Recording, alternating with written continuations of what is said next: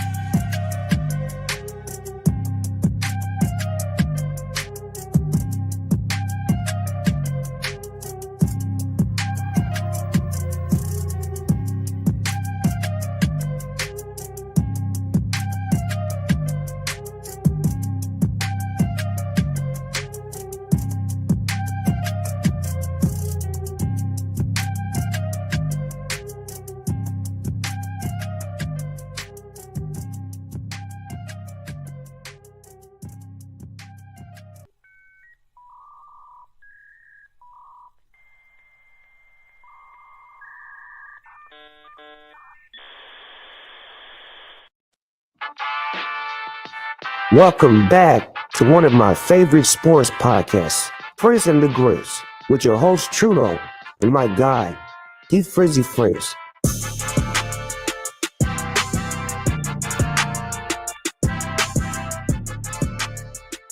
Hello and welcome back to Frizz and the Grizz. It's your boy Trudeau. Thank you for joining us live Monday, November 3rd. You can catch us live on Facebook, YouTube, or Twitch. Check out that @Frizzy_Frizz. That's our Twitch handle. You can also check us out next day on podcasts, Apple, Spotify, all those good places. Rough start for me today. I don't know how to speak already. This is a great sign for the show, but it is a good show for y'all today. Lots of NBA, lots of NFL. We have a theme today. We're calling it the 5x5 special. 5's a popular number for us. D, football number is 5. We do a top 5, which we have 2 top 5s. And we're also doing a special 5 segment for both the NBA and NFL. So very exciting stuff. But first, before I trip over myself one more time, D, what it do? What up? What up? What up? Happy Monday, my guy. Happy Monday. How are you doing? I'm good. My brain just like malfunctioned right after the jump. So Not only that, but like you hit your mic, so like there was a loud squeak, and I was like, "Ooh, okay, we're starting off hot over here." I'm gonna blame the mic. I'm gonna say it threw me off and caused all of that loose wiring. How are you? I'm good, man. Busy, very busy, but who isn't busy nowadays? You know, as we get into the fall season, technically here, daylight savings. You know, we lost. Well, we got an hour of sleep. Time. Can I just say that I hate it? It's the worst. I love to hear this. Let's go. Let's go. Why do we do this? Why do we keep moving the clocks back and forth? It's a pain in the ass. First of all, I have to go around the house and like change everything, change the clock. If you have a kid, daylight savings time is the worst, especially when it goes back. Because like my kid is trained. My kid is trained at like 6:30 to come and like get us out of the room, which means she's now trained to be at 5:30 in the room. Like, hey, wake up! It's time to play. I'm like, girl, it's 5 o'clock in the morning. Go to bed. Yeah, that's tough. I see it. I see it on the other side of like it's hard for them because they're in the same routine. You go to school, you come home, you eat, you might be able to go outside and go play because it's the summertime.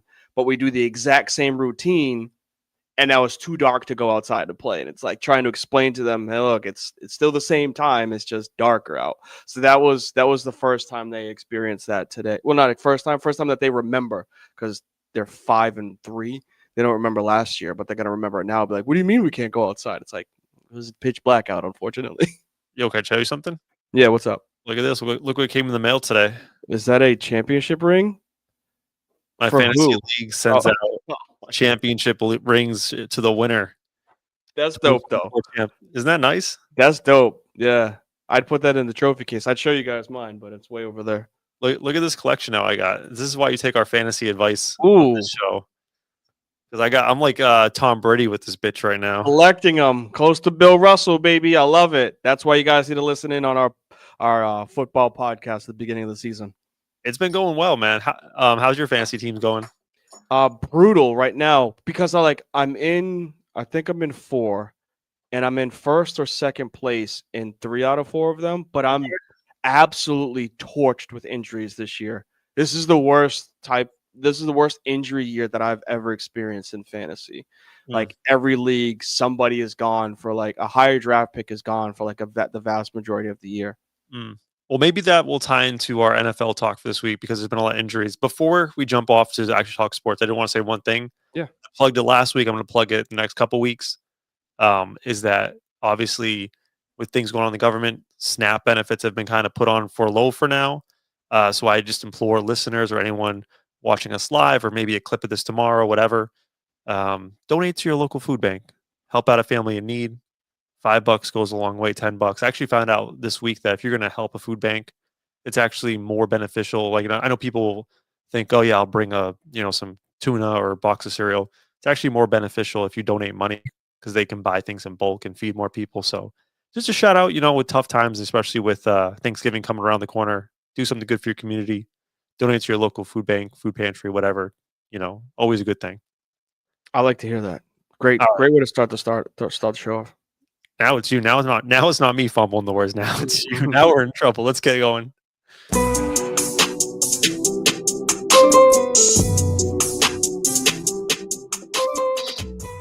So we're doing an NFL 5x5. I think we're just looking at this past week, both micro and macro.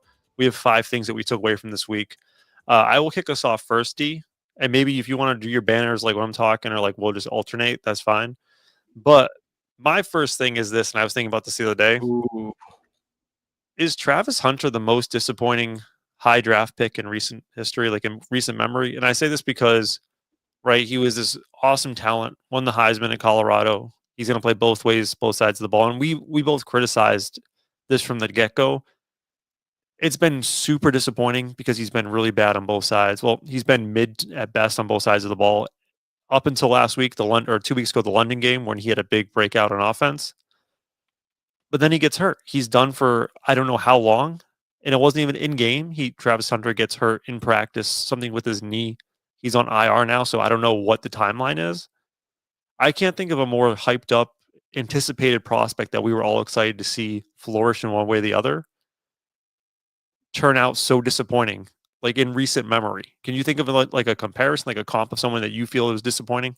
I'd have to go back draft classes. It's going to be extreme. I can't think of anybody recent that has been a high draft pick and is missing time because of injury. The only reason why I don't injury, though, like it's not even injury with him. He was disappointing the entire season when he was healthy because they just didn't use him in any meaningful way.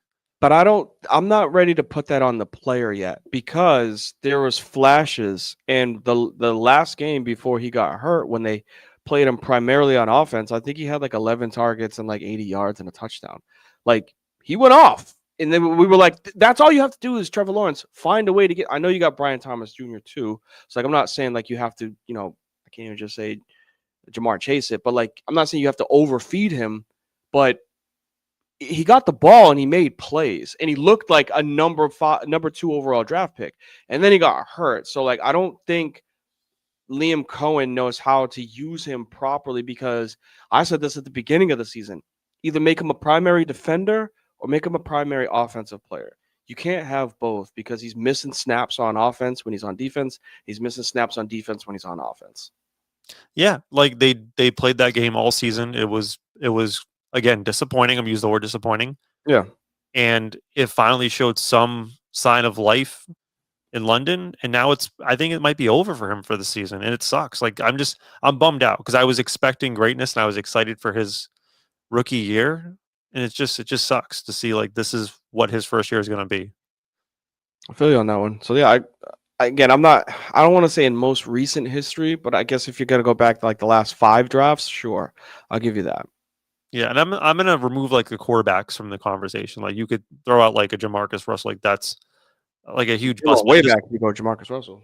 Like a non-quarterback division, like someone we were excited for, super disappointing. All right, what was your first quick hit 5 takeaway? So for me, this one sucks because like me, I'm LSU through and through. And whether you go to a specific team, like Burrow went to the Bengals, I'm not a Bengals fan, but I follow him, right? He's QB1. JD5 ended up winning a Heisman at LSU. For those that don't know, JD5, Jaden Daniels, the quarterback. So for me, I'm looking at it as like, is Washington just cursed? Like the amount of injuries that happen for quarterbacks for this organization or during games that this organization is playing. Like I know Alex Smith wasn't a Washington Commander / Redskin, but he got hurt there. He got hurt playing in a Washington game. Then you had RG3, like the promised land, like the guy come off of a Heisman, looks like you have your guy, tears his ACL, keeps him in there, re-tears his ACL 3 days later. Shout out to Shanahan for ruining his career. Then you go 10 years, 15 years without a quarterback, and you get hit. You get your guy. Put some respect on Kirk Cousins' name. No, I'm playing. Whatever, bro. I don't care. I'm just playing. I'm get playing. Your guy. And Jaden Daniels in a game where you're down 4 touchdowns. Like, I don't even know if it was exactly 4, but the game was over. One of the most gruesome arm injuries I've ever watched. Thankfully, it's his non-throwing arm. But, like, where do we go from here when you're Washington? Like, he's out for the rest of this season. I'm guessing with the way that injury looked, it might be some of next season because of it was bad. And, like, as a team, you just sold You know what I'm saying? You changed your name, you got rid of Snyder, you thinking that everything's good, and then like, no, it's not. Like this organization is just cursed when it comes to QBs. Yeah, it's just again. I don't know why I'm big on the word disappointing, but Yeah, like disappointment is big on your mind today. coming off of last year in their run to, did they make it to the championship game or they were one round? Last year the NFC Championship. Yes. Yeah, in his rookie year, and it wasn't just this one game against the Seahawks. Like they've dealt with JD injuries all year, Mhm. in part because of the poor offensive line. But this team has not lived up to the hype of how they finished last year. I don't know what it is with Washington. I don't think it was a curse, but it's a bummer that you think you get a franchise guy like Jaden Daniels, which again the talent seems great, and within the first year and a half of having him, you've already dealt with 3 separate like times where he's injured. Right? If you go back to last year, he missed a couple games because of the ribs, Mhm. and now the elbow. Was it elbow or shoulder? It's It was arm. Let's just say arm. left Yeah. arm. And I'm guessing Commanders fans are kind of jittery over that because they have the history of thinking they have a guy in RG3. It's a bummer. Actually, this kind of ties into one of mine, so I guess I'll piggyback off of you. And one of my 5 takeaways and thoughts from this past weekend, and you're gonna hate this one. You're gonna be mad at me for this one. I wrote, and I've had this thought: is Jaden Daniels the next CJ Stroud? And what I mean by that, and I was thinking this, and before you get on me, I had this thought before he got injured this past week. And what I mean by is Jaden Daniels the next CJ Stroud. CJ Stroud, amazing rookie year. Everyone's crowning him as like the next great quarterback after his first year with the Texans. Oh, they got a franchise guy that's going to be the cornerstone of the Texans for the next 10, 15 years, whatever. And then we see 2 consecutive years after that where it's just like, where did CJ Stroud go? To the point where I don't even think he's talked about in the media anymore. No one really mentions CJ Stroud anymore. He's kind of an afterthought when it comes to the quarterback class. I do have my concerns with Jaden Daniels, right? Like you set yourself, and it's not like this is a good thing, but he set himself up with such high expectations after the first year that maybe that was unrealistic. Like even the numbers around the Commanders last year, they were historically excellent on 4th down. Like they were doing things that were unsustainable. Mhm. And couple that with a bad offensive line and a guy who is coming into the league known to be a little frail as far as his frame. I am wondering, like, could we look at JD 2 years down the line and have the same thought about how we think now about CJ Stroud? An If afterthought. if they don't address the issues that they have team wise, personnel wise, then yes. What's the biggest issue and part of the not even part of the reason, but like he got hurt this week. What's the biggest issue in Houston? Their offensive line. What's the biggest issue in Washington right now? Their offensive line. And Not only they're in a hell of a lot worse situation than the Texans actually, which is crazy the to say. Texans have a great defense, like top 10, top 5 area Top for 5. like actual defenses. But Washington is brutal on the offensive line. They don't have a running back. They've moved 6 different Ja'Cory Briss, whatever his name is. Roski Merritt. Yeah, like he's now there. They moved Brian Thomas Jr. out, Robinson Jr. out. They Austin Eckler was supposed to help. He's gone for the rest of the year. Debo comes in and he's a shell of himself because he's not the same Debo from 8 years ago. And Terry McLaurin missed half the season because of this whole contract stuff. So, like, yeah, like they just went out there and said, "Hey, JD, your offensive line sucks. Your defense is trash. We got rid of your best weapon for half the season. We brought in an old wide receiver. Your running backs are trash, and we got Zach Ertz that's still kind of showing up. Go out there and do exactly what you did last year." Like, no, like obviously the team is going to be different. I'm not ready to throw either one of them and say, like, is he the next? Like, I think Stroud is still recovering from having great weapons, but a miserable offensive line where there's a play from this season where he took the snap and before he could turn around to hand the ball off, he got tackled. That's not a quarterback issue. It was a run play. He got tackled trying to hand the ball off to his running back. And now we have these issues that you're seeing in Washington with the offensive line. And it's like that's going to deter the career of a quarterback, especially mobile quarterbacks. I'm not saying they're scrambling, but mobile, because they're going to see that Their O-line can't block, and now they're going to get outside of their game. CJ Stroud is a great pocket passer. Jaden Daniels is a great pocket passer. They just happen to be athletic. And when your offensive line is trash, now you have to go outside of the scope of work, and they've both struggled because of that. So until they address those lines, I'm not going to say either one of them is the next. I just think there are issues that the teams need to address first. It's tough, man. And it's not just like you pointed out, it's not just one thing. Like they have holes Everywhere. and even their wide receivers, right? They bring in Debo. I forget if they extended him or not. Debo was a shell of himself last year in San Francisco. Terry McLaurin got his big deal, right? And he's been pretty much injured all year. He may have just had his career year last year. He might not ever reproduce that.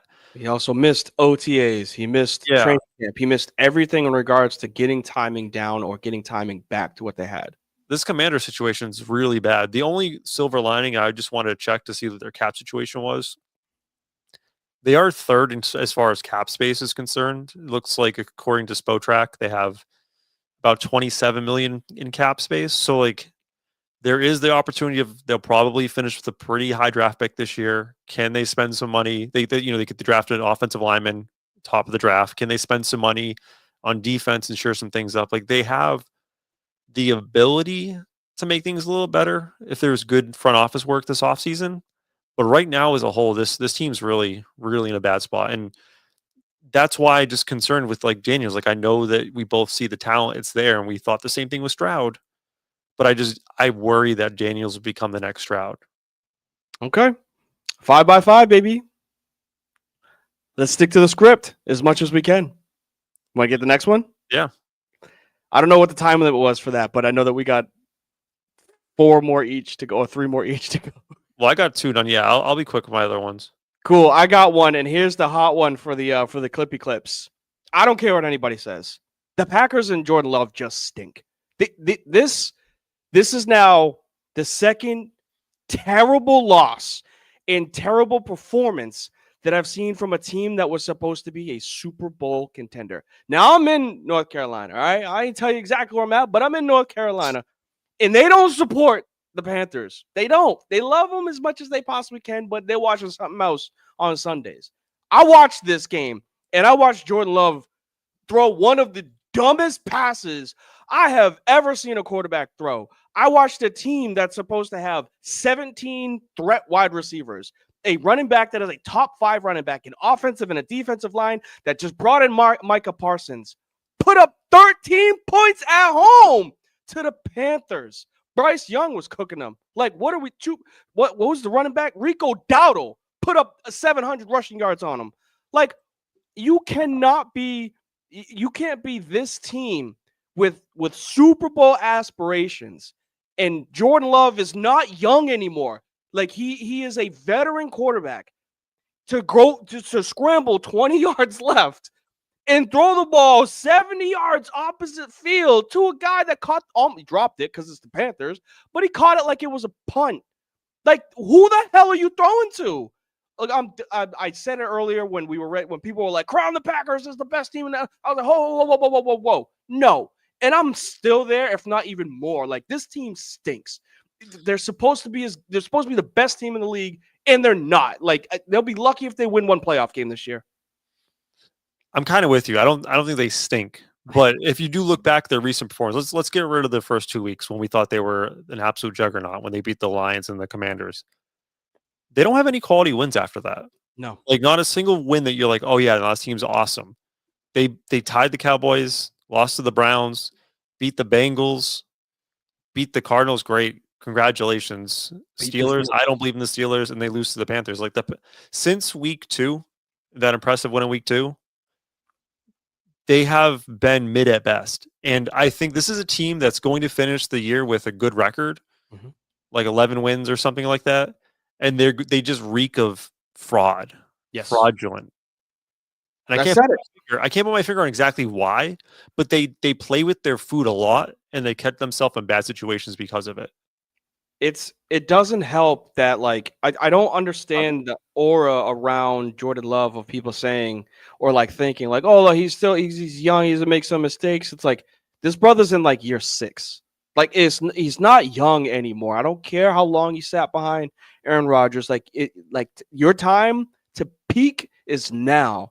And the decisions that you see this type of quarterback that has all the skill, all the talent in the world. That play, I don't know if you watched it, but like that non-interception just dropped, ended up being just a dropped interception. But like he scrambled around, fourth down, scrambled around, rolled left, and then chucked it 30 yards, crossed his body opposite to the Carolina defender that literally dropped. He dropped it, but it was like a punt. No, not a single Packer near him. He just dropped it, and it's like that. You can't show that play to anybody that watches football and say, "Yeah, this guy's a top 10 quarterback." You just can't. Did you see the meme this weekend? Do you know the meme of the golfers? I forget who it is. It's we'll just do Spider-Man meme. See the Spider-Man meme of the Carolina Panthers. Like one's the Carolina Panthers, the other one is the Kansas City Chiefs. Because they're both. Can you believe the Panthers are 5-4 and so are the Chiefs right now? Yep. Hey man, I'm not, and this wasn't a shout, like a knock on the Panthers. Oh yeah. As much as I could possibly not make it a knock on the Panthers, I'm just saying roster. They're slowly putting together something special, which is good. I said give it some time with Bryce. People were ready to just say, "Oh, he's trash, get rid of him," and I was like, "I'll take him in New Orleans. I will 100% take him over everything that we've had in the last 10 years in New Orleans since Breeze left. Not 10 years, but it's working. He's got a run game. He's got some weapons. They got a defense." And now we have the Packers. I understand that the 5-4, 4-4 at the time, but the Packers were supposed to blow them out at home. It's one thing if you lose in Charlotte. It's another when they walk into your home and beat you. And it wasn't like it was a blowout, but the Panthers controlled that entire game. Huh? That's sad. With Rico Dowell on his third team. Rico Dowell. This is one I'm gonna ice one. This one's gonna get people pissed off.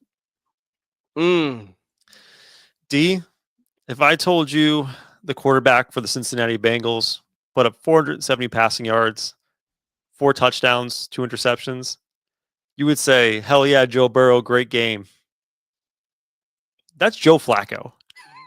Joe Flacco has been awesome. My hat's off to Joe Flacco. He's 58 years old and he's just crushing it with the Bengals. But my point all along has been with Joe Burrow, we put this man on a pedestal. Joe Burrow, top 5 quarterback. Joe Burrow this, Joe Burrow that. Look what happens when someone else comes in that's just a speck competent in Joe Flacco, and he's putting up Joe Burrow numbers. Is Joe Burrow really Joe Burrow, D? Because I've seen now someone come in and do what Joe Burrow does. How special is Joe Burrow? How special is this man? Because T. Higgins and Jamar Chase covers up a lot of stuff for you. So Joe Burrow isn't special Joe Burrow because of regular season. Joe Burrow got anointed as a top 5 quarterback because Lamar couldn't do it, Josh Allen couldn't do it, and whoever the hell else was in the AFC at the time post Brady. They all did what?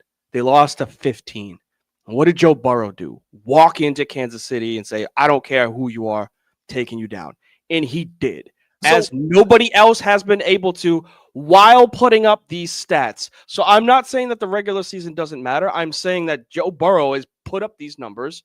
Yes, they have great weapons. Flacco was doing this in Indy last year. He was doing this in Indy, putting up numbers. Not this. He didn't have T. Higgins and Jamar Chase. He had Michael Pittman and Alec Pierce. What are we talking about? But he's doing great now. I'm giving all the shouts to Joe Flacco. I'm saying the reason why Burrow gets put on the pedestal is because he walked into Kansas City and knocked off Patty Mahomes to go to the Super Bowl, where no other quarterback in the AFC has been able to do that in the 7 years that Mahomes has been in KC. Okay, cool. So the man has one playoff run, and what has he been in the league for 7-8 years now? He has one playoff run, and now we're like, well, he had that one playoff run. 5 years. That one time back in my day, he beat Kansas City Chiefs and Patrick Mahomes. So now, he's the greatest for all time. No. Whoa. Lately, Joe Burrow. Nobody called him the GOAT. We just said that's the reason why Joe Burrow has gotten that You said, is he on a pedestal? Yes, is because he has done what other quarterbacks literally have not done in the AFC, which is knock Patrick Mahomes out of the playoffs. Can I double up real quick and get one of my ones out of the way? Zach Taylor's not going to survive the season. Head coach of the Cincinnati Bengals. It's. Did you see after the game the comments Chase Brown made? I love that. We're professional athletes. I don't care. I because the locker room was already lost. The locker room was lost when they lost a couple weeks ago and they put up 50 and the defense gave up 52. Like that's when you lose a team. We've been on teams. Give me the camera on this one. Give me the camera on this one. I have been on a team where my defensive coordinator walked into the locker room pregame, was chewing bubblegum, and said, I came here to chew bubblegum and win a football game. Threw his gum against the wall, was like, I'm on goddamn bubblegum. And we fired up. We get to the sideline and says, if we give up a score and lose this game, I'll quit my job. The very first play, my offense, quarterback throws a pick six. We look at him and go, Coach, we could go the whole game and not give up a score, and you could lose your job. But we ended up not letting them score again. We kicked 3 field goals. We won the game. Moral of the story is this defense is terrible. The worst. And there's offensive guys that are pissed off, like, we're doing our job and y'all ain't doing yours. Defense is like, we're trying to do our job. And they're like, no, the fuck you ain't. It's bad. So, sorry, I don't know who's worse, Zach or Mike McDaniel. One of them needed to be gone 2 weeks ago, and they're both still head coaches right now. Zach Taylor's lost the locker room like times 1,000, and to the point where I believe after the game, offensive players may have fought defensive players. Like they are so that fucking mad, and I don't blame them.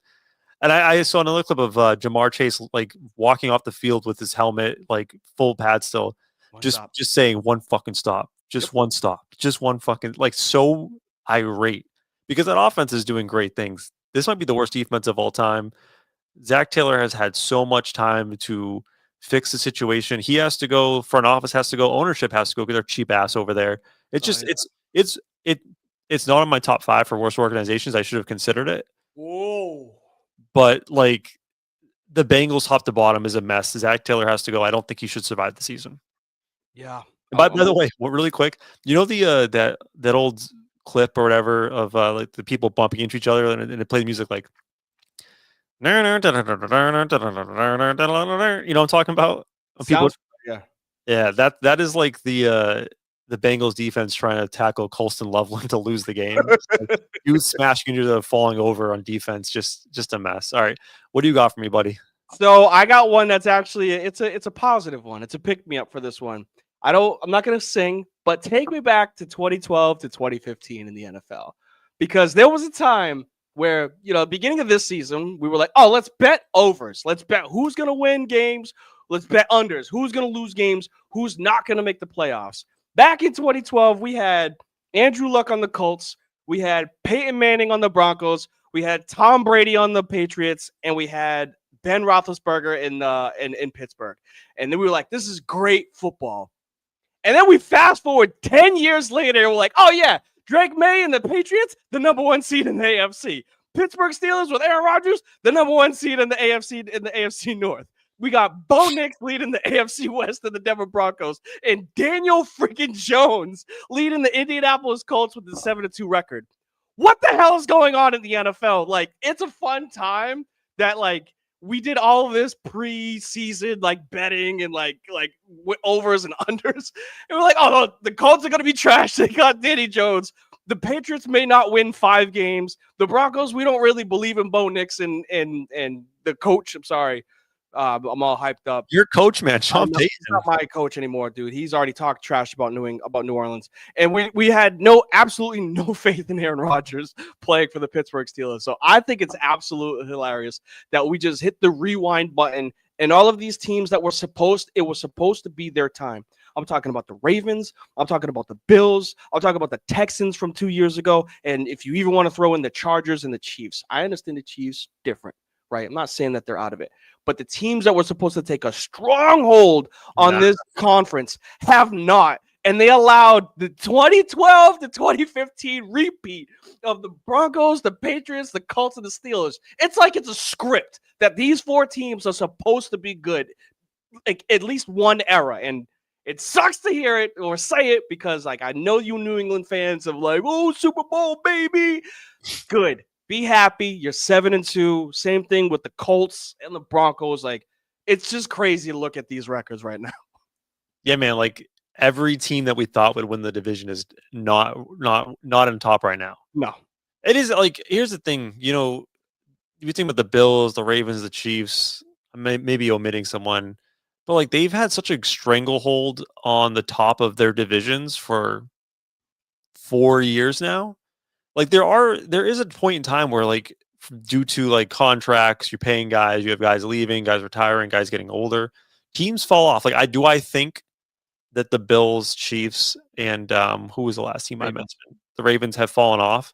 No, but I think we're starting to see the erosion of they were on top of the mountain and things are starting to crumble around them a little bit due to like various circumstances. And I don't think it's a natural thing to say, oh yeah, well they'll just be back on top next year. Like it happens like this, man. Like you don't realize it. It could be like a changing of the guard in the NFL right now, right before our eyes. I mean, I would see it more in the Drake May and the Bo Nix side of things because we've seen. I know we keep talking trash about Daniel Jones. We've seen what he's looked like. Danny Dimes was back this weekend. Oh, and I almost made the excuse with one of those turnovers. I was like, I was knocked down, like a D lineman hit it up in the air, and then it got picked off, and he threw one in the red zone. I was like, I can't defend that one, Danny Dimes. Like that's not a guy. I've seen him before. He reeked his Aryan ugly head up that time. Agile Nate, appreciate the follow, baby. Thank you. Yes, Patriots Nation is up.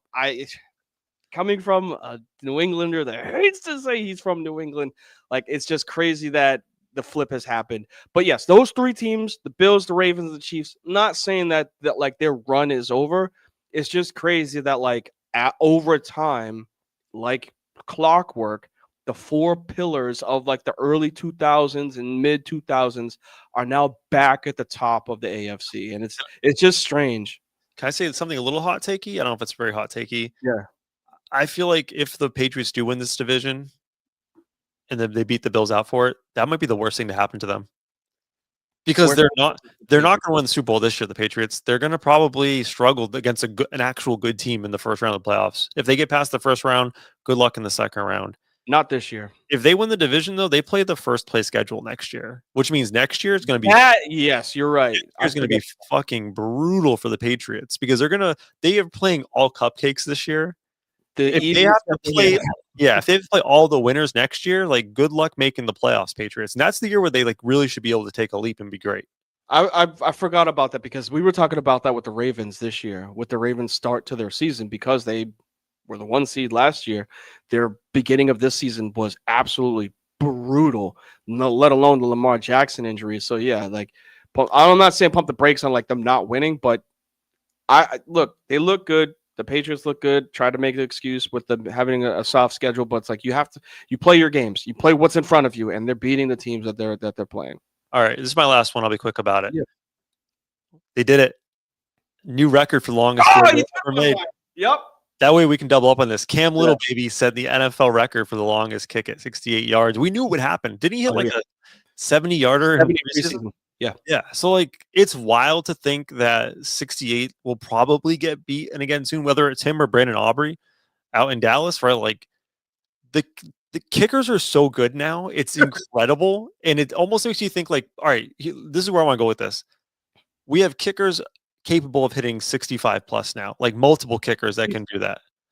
We have coaches nowadays that are more risk taking than ever.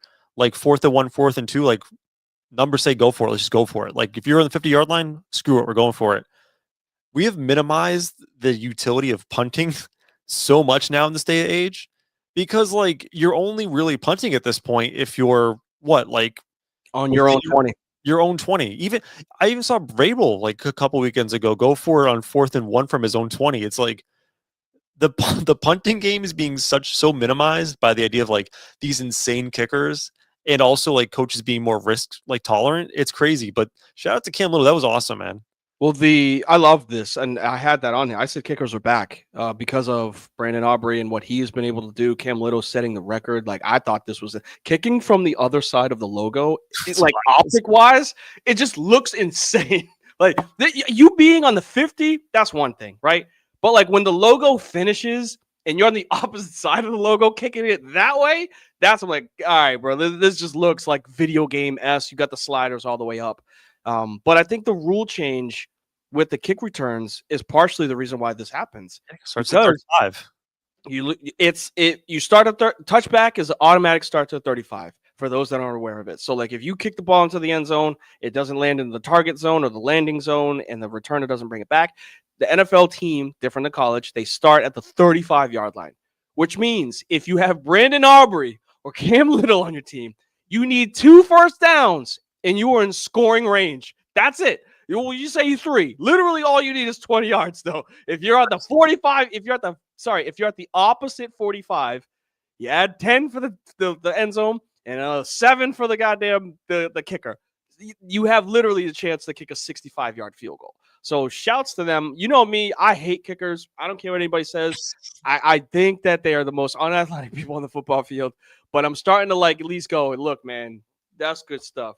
If you're not missing like extra points, which I saw a plethora of those this weekend, people missing extra points.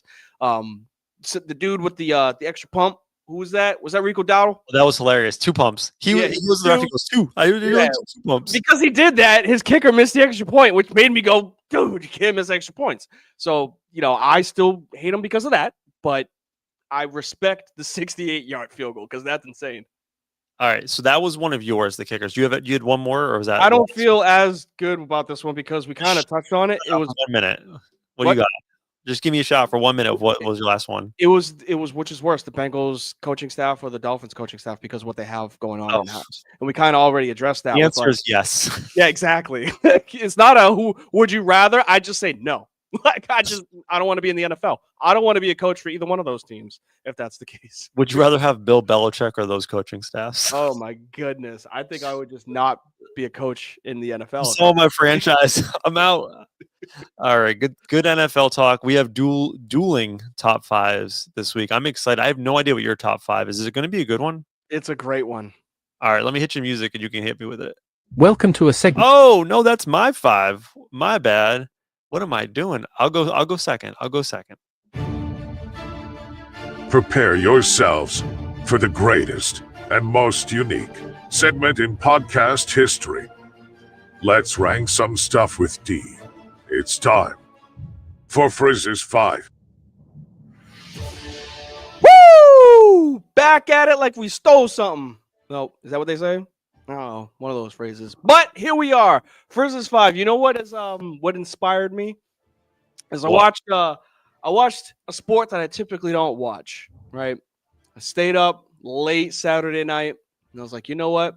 I'm gonna flip on this baseball game. Dude, if there was ever a time for me to be like, I love baseball, it was the Game 7 World Series game. I understand I am fair weather when it comes to it, but being able to witness that, I didn't watch it live, obviously, in the stadium, but like I'm not somebody that goes, hey, I watched the clips. I actually got to watch from, I think it was like inning 4 to when it ended. And it's like, I'm glad that I was able to actually sit back and experience this because it was one of the best games I've ever watched. So for y'all, my top 5 is going to be the best Game 7s in recent history. Oh, I like that. Oh, yeah. So I don't got honorable mentions. And I know, revisions. I wouldn't want to say revisions. What's that? Recency bias. I'm not going to say, that game I just watched as number 5. But my number 5, we'll go back to when I first started watching a little bit of baseball as a teenager. I'm going with the Diamondbacks versus the Yankees back in 2001. Hear me out on this one. I was just coming back from Florida, so I had just recently seen the Marlins win a couple of years prior. I was kind of watching a little bit of baseball at that time. I didn't really follow football as much when I was like 11, 12 years old. I watched a lot of baseball. So this was involving, I think it was Roger Clemens was on the mound. Kurt Schilling was on the mound. I think Randy Johnson came in relief in the middle of the game. And then I'll never forget the phrase that they used, the Louis Gonzo Texas Leaguer. And that was off of Mariano Rivera. It was like the 11th inning, something like that. Mariano pitches, obviously the best closer in the history of They like baseball. left him in like for multiple Longer innings. than he needed to be. Yeah, Yeah. an extra, I think it was an extra 2 innings. He's usually at his best with 1, maybe 2. And they left him in, I think, for 3. Yeah. And Rivera goes, and Louis Gonzalez, because I remember Louis Gonzalez went to like a 99 overall in MVP baseball because of this one hit, but the little right up the middle, over the shortstop and second baseman, and drops right in front of the center fielder. Diamondbacks come in to score in extra innings to win the World Series. It's just like that time. Like, I'm getting goosebumps because like I remember watching that game and being like, that's how you win a World Series right there, man. Like that's America's greatest team of all time. And you got the Diamondbacks who nobody ever thought they were going to win. And that little Louis Gonzo, the Texas Leaguer over the crazy. That's a really good number 5.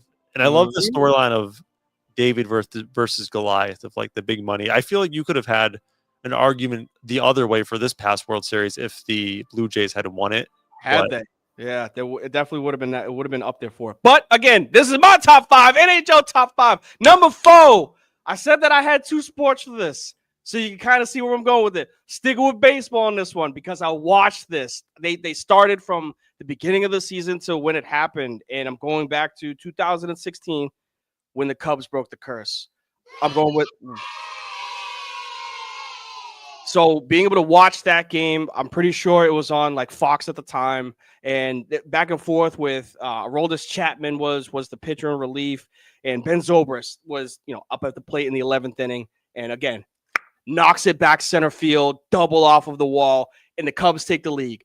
It wasn't even the fact that they were on the road, so like they didn't win the World Series in the 11th, but it was the fact that when they went up to pitch in relief, the ground ball to the second baseman, and then the game-winning 106-year drought breaker to shortstop to the first baseman for the win.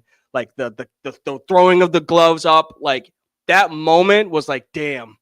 Like I don't watch a lot of baseball, but like I just watched a game where like there were generations of families that didn't get to watch the Cubs win a championship ever. I got blessed that I'm a Saints fan, Lakers fan, whatever, LSU, like I'm blessed.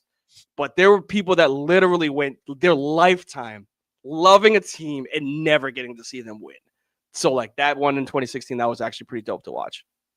I have nothing to add except for I gotta get my hats off to you. This is some great storytelling with your top 5. Appreciate it, man. I told you I was doing it, but again, it's my 5. NHL 5, number 3.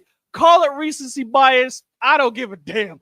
That game that I watched on Saturday was one of the best sevens I have ever seen in the history of sports. The reason why I say that is because, again, I was able to pick it up in like the 4th inning, and I think at the time the Dodgers were down, and people were like, "Oh, this is it, game's over." I think that Toronto's home, place is rocking. I remember when Joey Bats went yard, flipped the bat, like all those things were gonna happen. Then the 8th inning happened.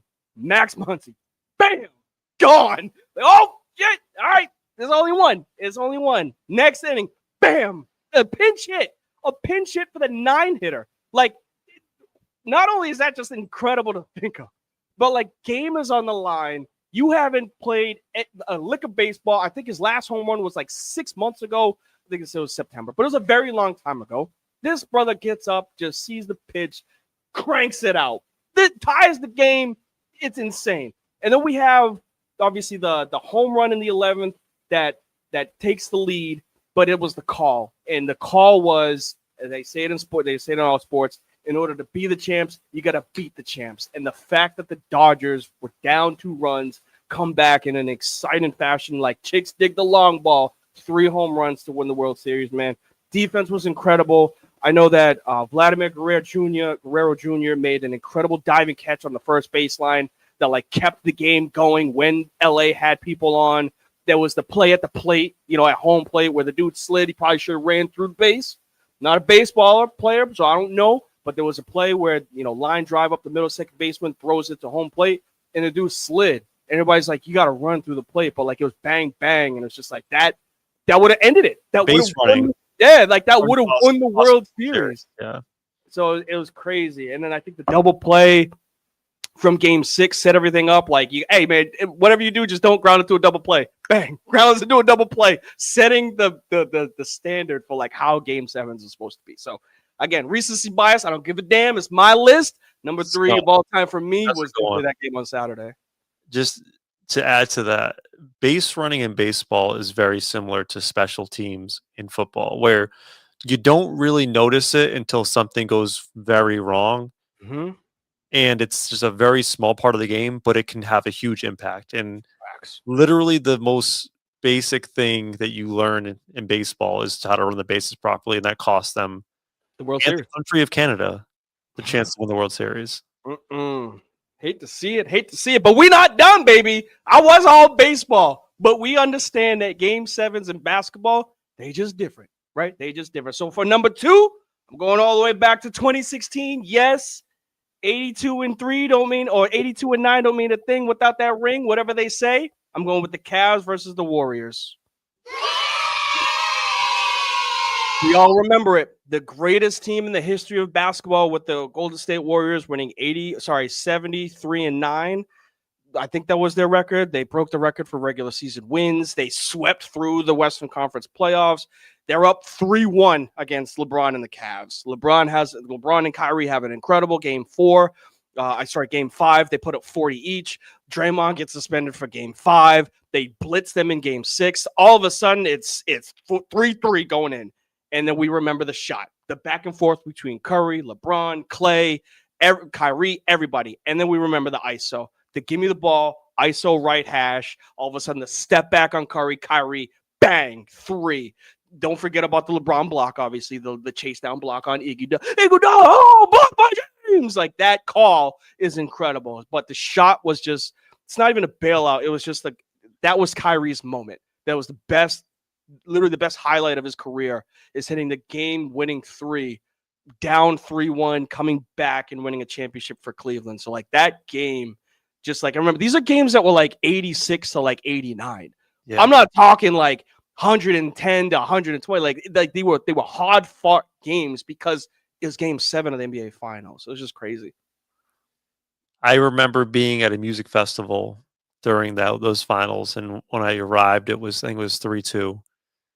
And I could have sworn the Cavs were dead in the water against this juggernaut Golden State team.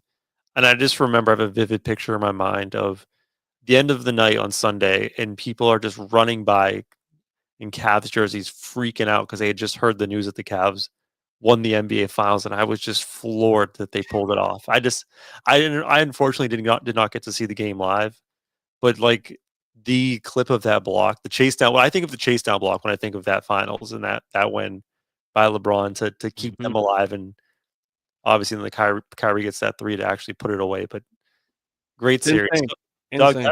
You've done a lot of top 5s. This is one of the best, and I'm excited for number 1. So you need to get your proper drum roll. Drum roll, please. I don't care what y'all say. This is my list. It ain't your list. Bringing it back to 2010. We got the greatest team in the East Coast, the greatest team in the West Coast. The lights are shining bright with Kobe, Pau, and Ron. The lights are shining bright with KG, Paul, and Ray. The 2010 NBA Finals, Game 7, back and forth. Rajon doing his thing, Perk doing his thing, obviously as role players. Sasha Vujacic, Ron Artest, Metta World Peace doing his thing as role players. Pau Gasol and Kobe Bryant, KG and Paul Pierce. The fact that there's like 6 Hall of Famers in that game alone in Game 7, and it came down to Kobe Bryant isolating on the left wing, pump faking, didn't know what the hell to do, passes the ball to Metta World freaking Peace, who hezzies and then pulls up when nobody in the world was expecting Ron Artest to pull up from 3 after jab stepping, and he cashes the 3, puts them up by 4. Boston is scrambling after Boston had just beat them in 6, blew them out 2 years ago. The fact that Kobe Bryant and the Lakers came back and whooped the crap out of the Orlando Magic and said, we want Boston the next year to go back and dominate that way, winning on a game-winning shot from Ron. Just, to me, again, the best Game 7 I have ever witnessed. I remember crying that night because of all of the people that were just talking shit 2 years prior about the Lakers getting the shit beat out of them from the Celtics. Yes, Kirabe, I appreciate you being in here because he's one of them. I had to leave text groups because of how bad Boston beat the crap out of LA 2 years prior in game 6. It was like a 40-point win. So I had to hold on to that for 720 days until they met him in the finals again in game 7. Ron's jab step, pull up. And I literally was like, what the hell are you doing? And he cashed it. And just, again, I'm getting goosebumps. I'm remembering where I was. It was the best game 7 in the history of sports. The storytelling, man, impeccable. But also, hey, man, how come my Orlando Magic had to catch a stray there? I didn't need that. They had to, man. I'm sorry, but I forgot. Michael Peaches, it was pissing me off. Like, there's all those dudes, Jameer Nelson, that whole team that, like, Dwight was trying, Rashad Lewis. Like, you guys had a good little squad, but you were a speed bump because we wanted Boston. We wanted Boston, and we were so glad that we got him back. And there will never be another Lakers Celtics finals. I'm sorry, it won't happen again. And that was the last one where Kobe Bean Bryant, RIP, wins his 5th. And it's all because Ron Artest pulled up and shot a shot that nobody in the world was expecting him to make. Well, shit, man. Like, you should have told me this is going to be a dope ass versus 5 and let me go first. I'm sorry that I was inspired. I didn't text you right away, but like I in my mind, I was like, it's 2 a.m. I can't text him, but like I got a top 5. And it's like, this was the best baseball game I have ever watched. And it just made me think of like, well, what other games? I was like, damn, there's been some cool hockey games, but like I wouldn't be able to have as much passion because I didn't follow it. But I followed that Diamondbacks game. That team. I followed that Cubs win, watched this game 7, and then obviously the 2 in basketball. So it was good. All right, well, I'm going to try my measly versus 5 now. Welcome to a segment so unique, so entertaining, and definitely not a rip-off of Frizz's 5. And even if it's a rip-off of Frizz's 5, it's probably way better. It's time for Trudeau. It's time for Grizz's 5. I feel so shitty about this now. Thanks, D. Oh, man. Hey, man, I told you I was coming with the fire today. Not only did you have a bomb-ass list, but you brought, like, great storytelling and positivity and good moments. I'm complete opposite. I'm, like, top 5 hater list over here, which should have came first, but it's okay. I actually got the top 5 worst franchises in sporting history as far as, like, North America sports. Okay. I focus on, like, the past 25 years. I have 3 different sports. Number 5, top 5 worst franchises. I'm going with the New York Jets. Ooh. I mean, they're number 5 on my list. We obviously think of the Jets as a huge joke, right? They have their owner basically making roster moves based on their grandchildren's Madden interpretation. They have had very little success since Mark Sanchez. They're a bottom-feeding franchise right now. They tried the Aaron Rodgers experience. It hasn't worked out. I mean, for as far as like football ineptitude over the past 15 years, I think of the Jets first. Well, actually second, because there's another football team on here. But the Jets are up there, man, as far as like poorly run organizations. Yeah, roster moves are like the worst part because they had a good run. We were just talking about the mid-20s.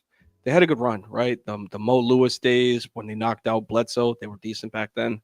Then you had the I can't remember his name, but the dude that did the fighter jet when they just beat the Patriots at home.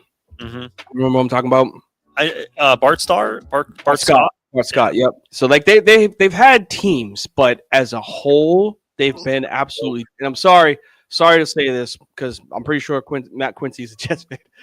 Sorry to say this, but since literally they won with Joe, what was the dude, the quarterback? Montana or Heisman. Joe Theismann? No. Joe Namath. Back in like 1960. They literally haven't done anything. Yeah, bad franchise. That was my weakest. Number 4 is pretty good. Baseball franchise. Number 4, worst franchise in professional sports, North American sports. Colorado Rockies. Ooh. So here's some history on them. They have a 32-year history. They've won their division 0 times. They have 0 playoff series wins. In 32 years, they've won 2 playoff games. They're 2-14. They've only had 9 winning seasons. Last year they were 43 and 119. This is a baseball team that's like, at least the Marlins are a terrible baseball team, but at least they've had World Series. There are some really bad baseball teams, Tampa Bay Rays, who have had success. Like, there are teams that find success sometimes. Pittsburgh Pirates like have had a couple years. They had Roberto Clemente. They have had greats. The Rockies like have no greats, no playoff success, very little regular season success. They're just there. It's a really, really bad franchise. I could have sworn they had a run, but maybe they didn't. I thought that they. Damn.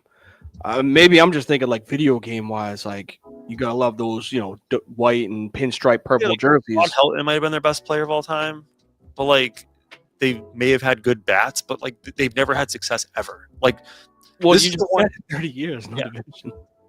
Like, this is the one team I look at like, you've never had any success. That's terrible. All right, number 3. I'm gonna go to the NBA, the association. Ooh. 3rd worst professional sports franchise in North America, Sacramento Kings. Oh, really? Yes. The past 20 years, they've only had 3 winning seasons. Okay. This is a team that was on the up and ups like 4 years ago. You had De'Aaron Fox, you had Tyrese Halliburton. You were lighting the beam. People were excited. They pushed the Warriors to Game 7 in the first round. Like, this team people were excited about. This is a franchise who's done no winning over the past 20 years. They had a playoff drought of like 18 years, like one of the longest in the NBA. You trade away Tyrese Halliburton to get Sabonis. You ship out Fox. Now look at this team. This team looks like a bunch of 2013 All-Stars. And that's not a compliment. You have guys who were good 10 years ago. Zach LaVine, Russell Westbrook. Who else? DeMar DeRozan. Sabonis, like, they're just putrid on the court now. Like, this is a franchise that has no clue what they're doing now and have not had a clue for the past 15 years. Yeah, I mean, if you're going recent, sure. I was gonna say those early 2000s Kings, they were neck and neck with the Lakers, but I mean, that was 25 years ago. So I guess that makes sense. I went more recent, like not of all time, because like they really haven't done anything since. No, it's a poorly run organization. Number 2, New Orleans Pelicans. You knew that was coming, right? It was going to be the Pelicans or the Saints, but yep, I'm with you. Saints are on my list. You got a Super Bowl. They had some good. We do. But man, the Pelicans, like, they've had no success since they've moved over to New Orleans, and they have a knack, the Pelicans, of just getting extremely lucky and gifted and handed a number 1 overall pick and bungling it every time. Yep. You had Anthony Davis. Didn't work out. You traded it away. They had Boogie and Anthony Davis. Boogie tore his ACL. So like, but I'm saying that team had those two on. Yeah. They get Zion, and Zion's been an absolute disaster.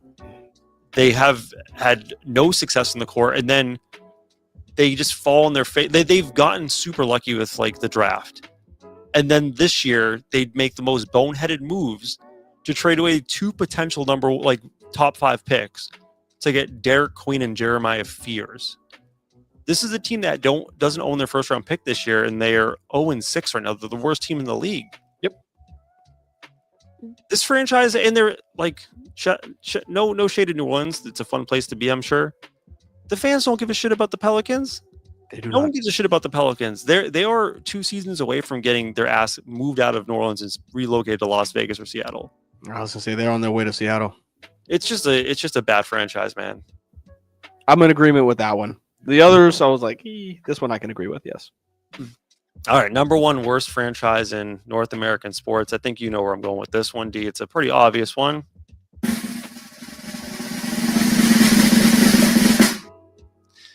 It's the team that has 1 playoff win since 1994 in the NFL. It's a team that thought it'd be a good idea to trade 5 first-round picks for a rapist. The Cleveland Browns. There is no worse franchise in sports than the Cleveland Browns. First of all, what the fuck is your logo? We're just brown. Cool. It's actually orange. Whatever.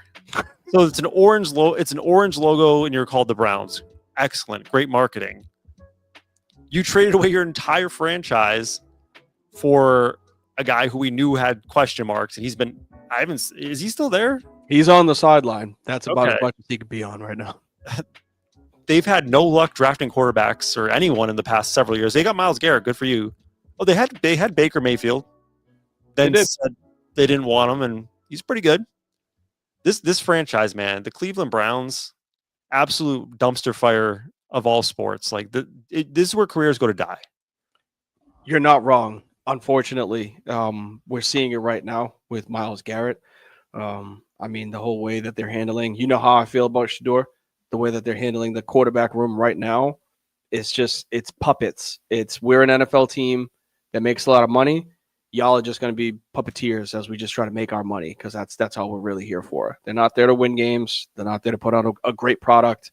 They're not even there to really be entertaining. They're just there to make money. That's it. Terrible franchise. All right, let's segue to our last segment. You think we're gonna do the NBA thing? I'll rat-a-tat-tat. Give me 10 minutes. I got this.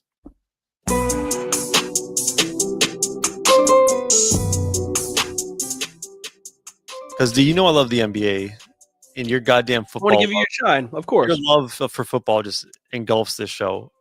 I want to do 5 small sample size overreactions. We're like 2 weeks in. I'll be quick. Okay. Number 1, the Philadelphia 76ers did the thing.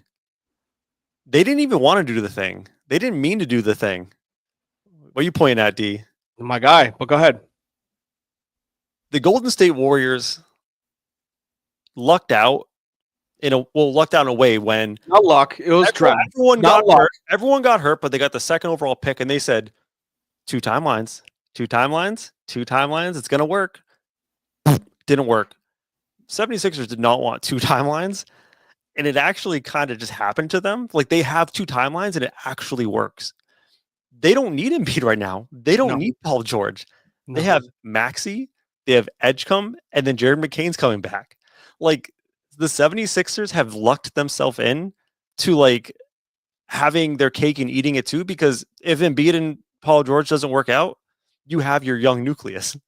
And when they do come back, great, Embiid, give us 24 minutes a night. That's all we really need. We'll get wins. They're fucking 5-1 right now. It's incredible. And even if the Embiid and Paul George thing doesn't work out, they have like a cornerstone right now in front of them. It's amazing. So they lucked into actually having the 2 timelines work for them. I wasn't following you with the timelines, but I understand it now. Like, you have the Embiid and Paul George. And you have the young guys. Yeah, and then you have the VJ and Tyrese. Look, man, I said at draft night, I was like, I like this VJ kid. Like, just the little clips that I saw of him and Baylor. Now I know more about his story, about the whole dude was living off of a generator, like, for 17 years, some shit like that. Like, incredible story from the Bahamas. And like, they compared him to Anthony Edwards. I was like, that's my guy. Like, if he's a slashing 6'4" build that just loves to dunk on motherfuckers, like, yes, that's me all day. You know how I play basketball. My apologies for cursing. But that in itself, you got Tyrese Maxey, who's going out there and averaging damn near 30 a game. VJ, who literally his first game was like, I'm dropping 30. I don't care if I'm a rookie. Like, I'm going to go out there and show you that I belong here. He balls like his rents do. And I love it. Like, that brother's got bills to pay. And go ahead. And I said the process was done and over with. You don't need Embiid. Find a big somewhere. You don't need Paul George isolating. Keep giving the ball to these young cats. Like, let them feed, let them feast. To answer the comment in the chat, would never happen to trade Paul George because that contract is horrendous. Terrible. No one wants that. A year, nobody wants that. That is a negative contract. Yeah, it's crazy. They lucked out, man. They lucked out. My next thing, I wanted to small sample overreaction. This kind of ties into what happened, I think, 2 nights ago. Mm-hmm. Ja Morant is done as a star in this league. Like, I've seen enough of Ja Morant in his game. Like, his first 2 years, excellent. He's never been a great shooter. He's always been a fantastic slasher, getting through and finishing. His athleticism already, I don't know how old he is, 25, 24. It's already starting to decline. You can see it. Like, he doesn't have the jumps anymore. He's not finishing at the rim as he used to. His shots at the rim have gone down. He's not having a jump shooting, game to complement, as his athleticism starts to tail off. And like mentally, yeah, we got on about the gun thing and we got on about this and that. Now he's just like, he got the coach fired, Taylor Jenkins. They got a new coach. He didn't like the system. They got the offensive guru fired last year. They bring in someone that Ja likes. Now he doesn't like the new coach. He's pissed off about he's slowly getting to the point where his time is going to be numbered as like, oh, he's our franchise guy anywhere. Like, I don't think teams would want to bring him in as like, oh yeah, we'll bring him as a franchise guy. Like, I just think him as a star, partly because of his attitude and the way he's approached being a professional, I think he's done as a star in this league. He's losing that already on his team to Jaren Jackson, unfortunately. I'm a big Ja supporter. I was here for it. Told you I love my slashers, but this most recent comment of him being suspended for a game and then like detriment to conduct on the team, and they question, hey, look, man, what happened? So talk to coach about that. And it's like, or just own it. Well, like, you already have issues with shit that you've done in the past that I've tried to like, look, man, he's just celebrating, like, you know what I'm saying? Like, I'm trying, like, he's a kid, but like at some point you got to grow up and take accountability. And he's not a young rookie anymore, right? Like, he doesn't get those passes, bro. That's what I'm saying. He's not young. He's been in the league for a while. It's just like you have to be a professional, right? Like, you can't allow these little things that like can harm your career to harm your career, because he's coming up on that you were just talking about timeline. That time for him to be a max contract player. Teams are going to be like, we don't want. Memphis is going to be out. We're going to find another guy. We're going to build around Jaren Jackson. He's out of town. Then he's going to be shipped, and he's going to be the guy that gets, the Shaq rainbow, goes on 20 different teams because he doesn't fit a specific need anywhere of a point guard that's not really a point guard. He's a two guard that can't shoot, and he's not really a playmaker. So I love Ja, but this most recent comment, I was like, dude, you can't be not taking responsibility anymore for your actions. And I don't say this with any joy. Like, I think the league would be better if Ja Morant was excellent. Like, I'm not saying yes, victory lap. They tried 3 years ago. The NBA tried to coin him as the face. They tried because they were neck and neck with Golden State. I think it was the year that Golden State won against Boston. That year, I think Memphis was in the Western Conference Finals, and like we were being force fed Ja, and literally hasn't been anything since. What was that comment he made? He's like, we're good in the West. And ever since that comment, they've been just dog shit. And what, just to fill in the detail of what happened the other night, apparently, like, he was dogging it in the fourth and like second half from fourth quarter. And the coach pulled him out. He's just like, I'm done with this shit. And then I guess the coach confronted him in the locker room in front of everyone.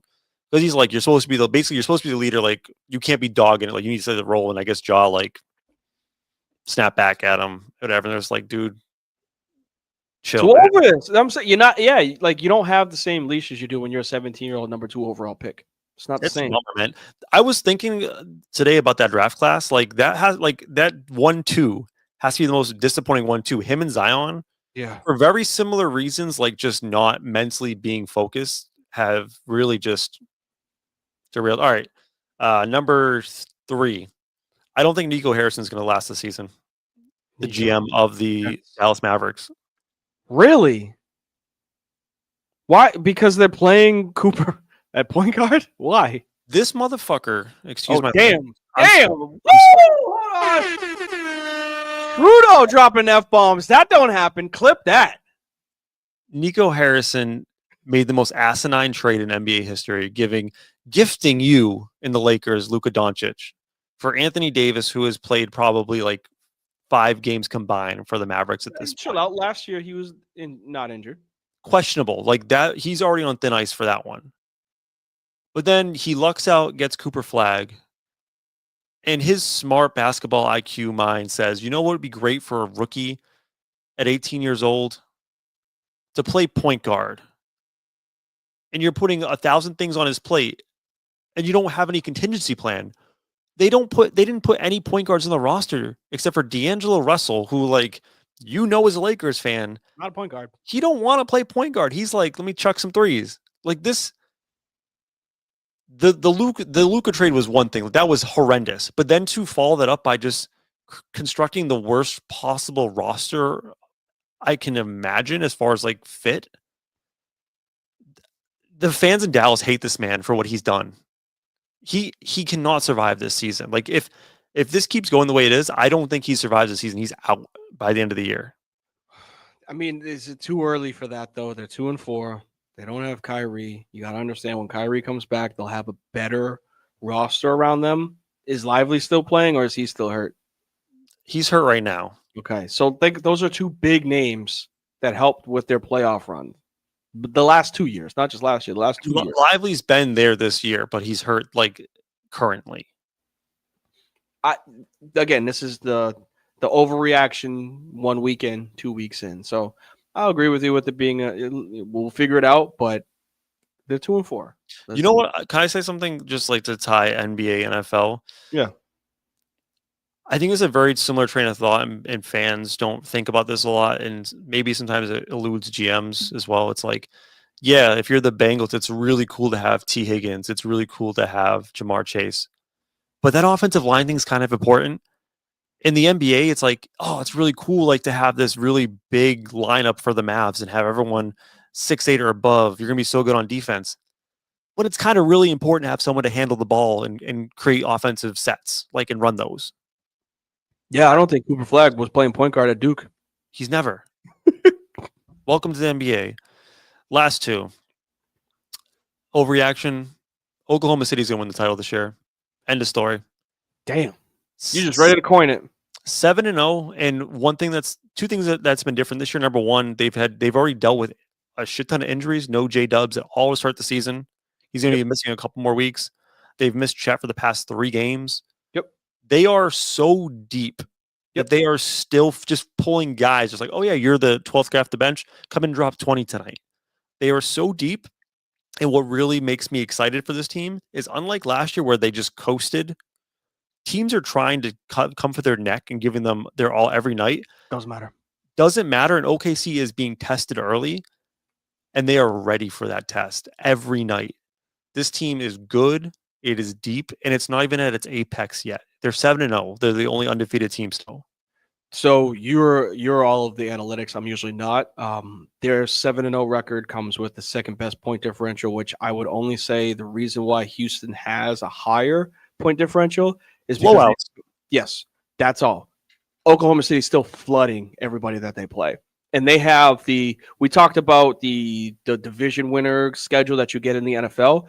They have the opening season schedule that you get in the NBA that you need to play the league's MVP and the recent NBA Finals champion on ABC, on ESPN, on the primetime games so people can watch your sport. They're flooding everybody that they play, 12.5 points per game, average win. So, yes, I'm with you on you're ready to just crown them already. Regular season don't mean crap. Let's just go ahead and get to the Western Conference Finals, and it's going to be OKC knocking out Wemby and the Spurs. I'll be happy with that. I think too, like there's an advantage. Like you don't want to see your top guys hurt, but there's an absolute advantage to have these other guys get minutes early and play meaningful roles because that's what happened in the playoffs with them last year. Isaiah Joe and who was that other dude that random point guard that like went off for 20? Walsh is not random. He's good. What I'm saying is you knew about Jalen Williams. You knew about the other Jalen Williams. You knew about Shea. You knew about Chet. You knew about Hartenstein. You didn't know about the guy you just said until the postseason when he put up 20. And we're like, what the hell? And I'm not saying that he's like a bad player. I'm not meaning that. I'm saying you knew the names of OKC before you knew who you just said. Yeah, they're really good. All right, my last one. I'll be quick about this one. Small sample size overreaction. I'm going real hot in this one, I guess. The 2025-2026 MVP, it's going to be Victor Wembanyama. Hands down. This team, here's MVP needs to have a combination of things. Number one, your team has to be good, have a winning record. Yep. This Spurs team is really good. They are going to have 45 plus wins. They will be in the playoffs as a top 5 seed. Victor Wembanyama is the most dominant player in the NBA right now. And say what you want, like SGA can score more points. Jokic has better passing. We're talking about a player in Victor who defensively scares the shit out of everyone on the court because he is lurking at all times. He can be dragged out to the perimeter and still make up ground and just patrol the paint. Excuse me. And offensively, he's upped his game so much from last year, being aggressive around the rim. This is a player who just impacts winning for this team in so many ways. And if this team's going to be good, I don't see how you cannot make this man the MVP of the league. So I think I got on the, he's the best player. I know that's overreaction, best player in the NBA, but two-way. Dude, the play that I saw that made this happen, two plays. First one was he blocked a shot, got the rebound, pulled up from the logo, hit the three. It's like, that's absolutely insane for you to do that. The next one was, you were just talking about he's finding himself in the paint. He's finding out ways to score underneath the rim and not shooting as much. He did the same thing. He blocked a shot on one side, got the rebound, brought the ball up. Anthony Davis is a pretty recent defensive player of the year prior to his injury. This brother, little Boyd, Anthony Davis, by backing him down 3 steps into the paint, spin move, layup like it was nothing. And I was like, that, you can't, how do you stop that? This is Shaq-esque in the paint while having the ability to shoot like Dirk on the perimeter. That's unfair. It's unreal. I know you said it last year, trade Stephon Castle. I said, you're bugging. Stephon Castle is helping this team win, playing point guard, while you have Victor Wembanyama doing literally everything else. I believe in this team. I really do. I think they have, I think we talk about their win share. So I was like, they're a playoff team. They're going to win 50 games. And the win total was like in the 40. It was like, there's no way that they're going to win less than 50 games this year. They're on the cusp of being that team. This could be their OKC moment. Too early to win a championship, but they get tested in the playoffs and get the brakes beat off of them. And then they come back next year because Wemby will just want it more. But Wemby's on another level right now. He's finding out how to be dominant in more than just one way, which is scary. He can shoot it if he wants to. He can play in the paint, or he could just be a defensive problem. The brother's averaging 5 blocks a game. That is unreal. Same, man. I'm trying to see. You mentioned win shares. I was curious. Thought it was in the 40s when we started this because I was like, "There's no way they're going to win 40s." Then the 51 season. Let me see if I can find win it. shares for 48 right now, which is a pretty good indicator of MVP. Why did it sort like that? That's annoying. But the win shares leader right now is SGA. I can see that. But I'm curious, like, who else is up there? So it goes Giannis. Giannis is number 1 actually per 48. Jokic, SGA, Luka, and then Victor's at 5. Wow, Giannis has a huge gap between him and the rest of the guys right now. Win shares per 48. That's interesting. He's been awesome, by the way. Mm-hmm. All right, D. Good show. What a show. I wish we had more time because there was like 1,000 other things we could talk about. But let's do closing takes and wrap up because we have lives. We have to get some sleep and do shit in the morning. All right. Let's do it. The show is coming to an end. But first, it's time to get to anything we've missed. It's closing time. 1 segment, 2 takes. Go. All right. Closing takes is a chance for me and D to get off one last take before we get out of here. It can be about topics of the day. It can be about whatever we want. D, do you want to lead us off today? You got this one. Oh, man. I lost my my tab I was going to do a pull up, but that's okay. I can try to remember the statistics. I'll find them later on. Really quick, you did cover a lot of it with the World Series Game 7. I saw a fascinating stat about the viewership in Canada for Game 7. Mm-hmm.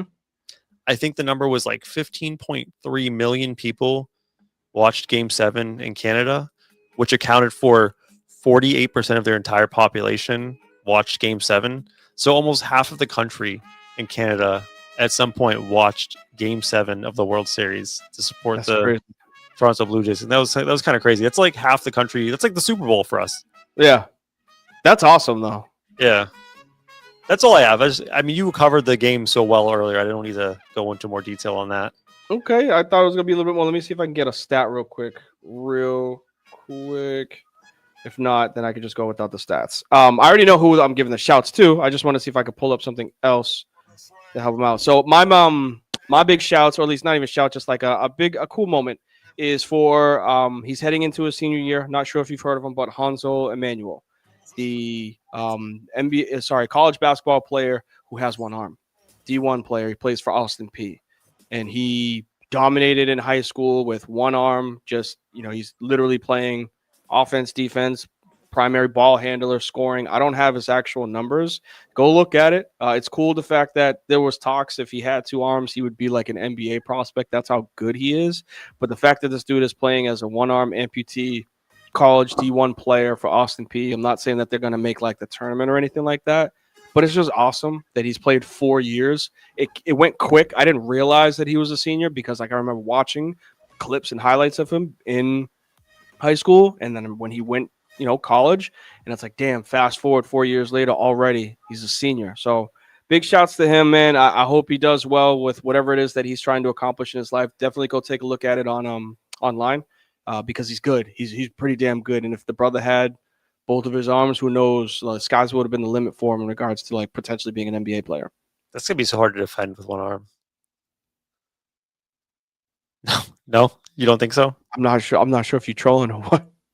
I'm just playing. It must like him playing defense. I mean, him trying to play defense. You say it would be hard. It must be so hard for him to play defense with one arm. I mean, he's like 6'8", so like it's 7'4" wingspan. He's got the length, so I would imagine whether you got two or one, the defense is all about sliding them puppies, not really your arms. I'm just attacking that non-dominant side every time, man. Sorry, man, that's fucked up. It's so wrong. I had fun today. Did you have fun today? This was one of the best shows that we've had. Yeah, I mean, you could just look at the chat. Multiple people in the chat. My guy Agile Nate hit us up with the sub. Multiple topics. We touched on baseball, basketball, football. We didn't even talk about college football and all that randomness. A whole lot that we were able to unveil in the last hour and a half. Yeah, shout out to chat. Thank you, Mayor, Matt, Agile, Q. I don't know the other one. Let's go. Yeah, let's go. Let's go. Just go. Just EAU. What you talking about? You don't know. You were gonna say Docs? That's some Cajuns. EAU. One of your LSU buddies. But thank you all for contributing to the chat. We really appreciate and love you guys. D, as we always do, time for you to get us out of here. All right, time to wrap them up and put them to bed. We couldn't appreciate you guys being here anymore. So if you did come in, join late, or if you want to just catch us up with us tomorrow, find us on all of our platforms and social media outlets. That is going to be live on Twitch. That's going to be live on YouTube, and that's going to be live on Facebook, Frizz and the Grizz. You can also hit your boy up to Frizzy_Frizz5 on Twitch. Please make sure that you find us on the best TikTok in the world with all these clips, all these random people yelling at us saying that podcast equipment needs to be banned because they don't like what we say, and we don't give a damn. Just keep watching, keep listening, keep clicking, keep commenting. All those things help us out. Websites at the bottom, frizzandthegrizz.com. You can also find us on Spotify, Apple Podcasts, or wherever it is you get your podcast tomorrow, whenever Trudeau is not lazy and he uploads everything. That's how it is. You can't find any gear on our website. I'm sorry. But one of these days we might get it. Please, like Trudeau started off the episode, I'll end the episode saying the same thing. Be a friend. Say something nice. You never know what it could do for you. Do for them. More importantly, make sure to take care of y'all mentals, take care of y'all physicals, take care of y'all chicken, take care of y'all children, and we'll catch y'all on the rebound. Peace.